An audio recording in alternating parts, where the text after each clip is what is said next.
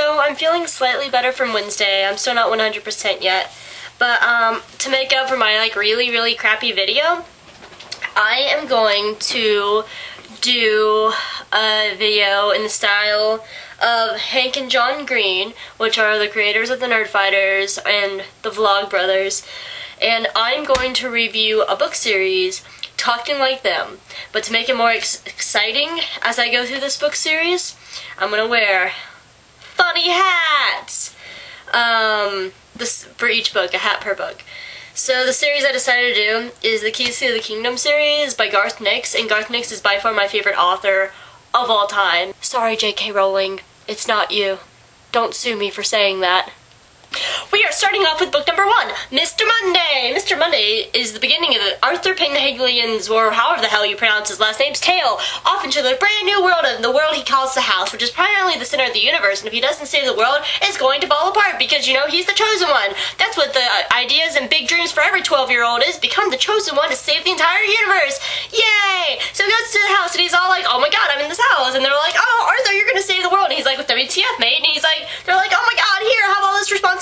But the great thing about this book is you're introduced to the Dawn, Snooze, and Dusts, which are you have the Keepers of the Keys, and each keeper of the key has a day of the week, and they give her that day of the week. So then you have the Dawn, Snooze, and Dusts, and you're introduced to them, and they're really great characters, and they're my favorite characters. My favorite is Monday's Dusk, and I'm really sad because you never really see him for the rest of the book until you get to book 4, which I'll get to later. But Monday's Dusk is there, and it's the beginning of the story, and if you get the $2.99 special value edition, which is only $3, you get all this little extra stuff by Garth Nix. Hooray, Garth Nix! On to book number 2, so Mr. Monday, the beginning of a journey. Read it!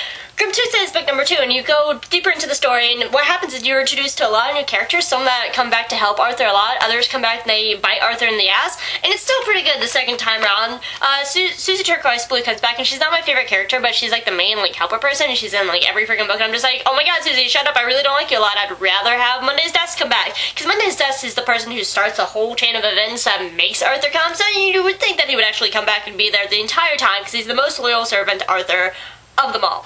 So, in this book, you go along on a little trip, and he goes into like a new part of the house that he's never been before, and he fights Grim Tuesday, who's apparently possessed and stuff like that, and he's all like, I'm strong, and Arthur's like, oh my god! And they have this big awesome battle, and the Mariner, who's like really helpful later, but he's kind of shifty, shady character, because he's kind of like a genie.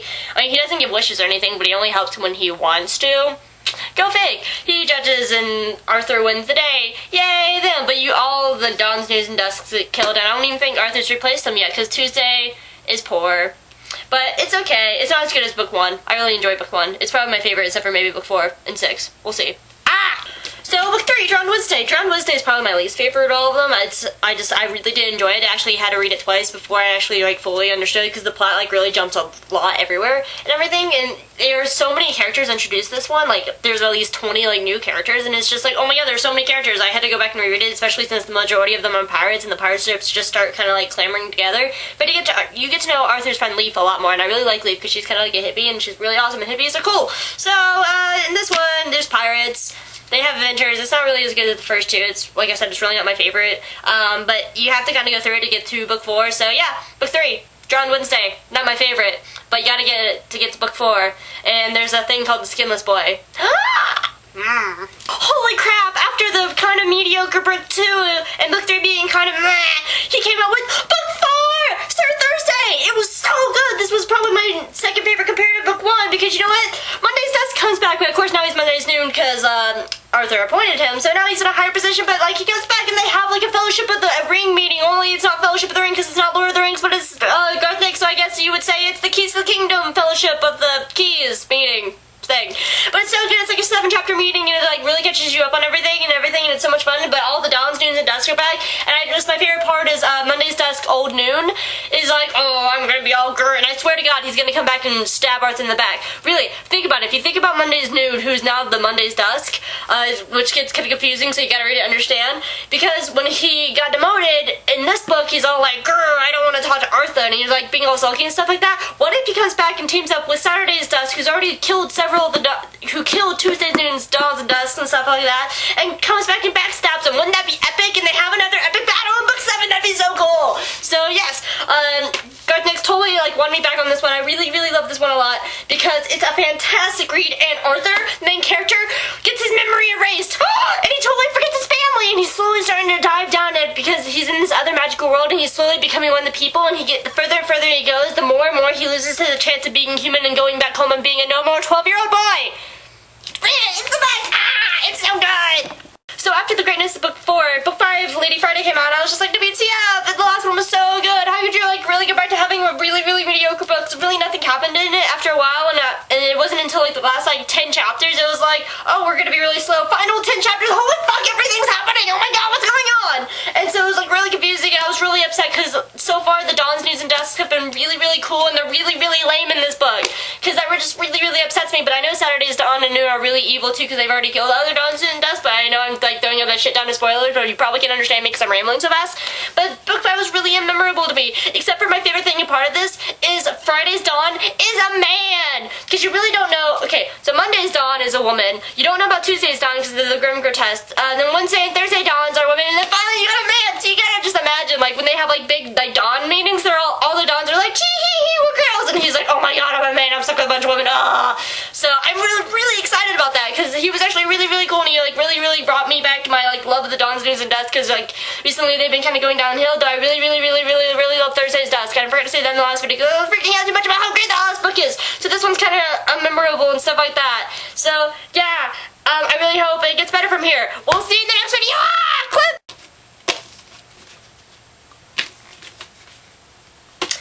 I don't even know what to say about Superior Saturday. I really don't want to ramble about it either, like, really fast, too. Because, A, it was one of the shortest, and I waited, like, 2 years for it, and it's this, along with Drown Wednesday, are my 2 least favorite. Because, A, it was so slow, nothing happened, until, like, the final, unlike the last one, where everything happened in, like, the final 10 chapters, everything happened in the final freaking 2 chapters. Like, the last 2 or 3 chapters, it was just like, man, explosion of everything.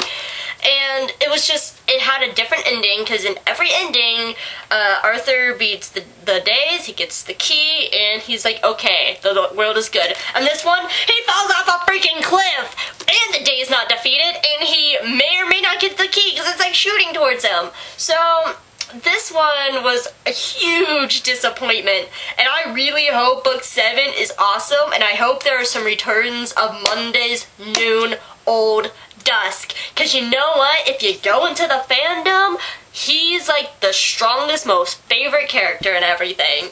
So I really, really hope there's a return, and there's a big battle of Dawns, Noons, and Dusks to make up for how much I deeply despise this book.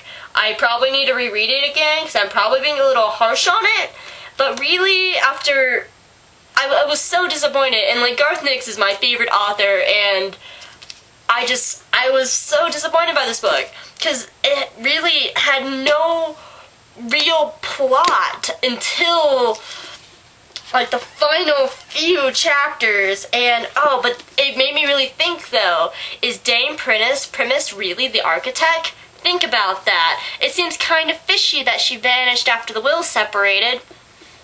So, yeah. Is Dame Primus really the architect? Is the architect really a really good person? Is she really evil and she's just waiting to come back and shank everyone? Is she like more like a vicious, vengeful Hera goddess and she's waiting to come back and take over? I really do think Dame Primus is the architect, and as soon as he finds the last part of the will, she's gonna be like, ha! And Arthur's gonna be like, oh my god, WTF. But I really hope book 7 is the longest of all the books, because this one is so freaking short, like, really. It's so short compared to, like, some of the other ones. I was just very disappointed. So, yeah. That's my review of Keys to the Kingdom. I can't wait till book 7 comes out. You should all read it because it's so good and everything, and it's kind of like a big reading. It's easy to read, and you'll go through it like that, and it's so good. So everyone go out and read Keys to the Kingdom, and if I ever do one of these again, maybe I'll do the Harry Potter books. Oh, I just imagine that. Me doing the Harry Potter books in a really crazy voice like this, and I need to go get some water because my voice is about to die because I've been sick for 4 days. Yeah, see you all Wednesday. The weapon we have is love, peace, love, and good karma.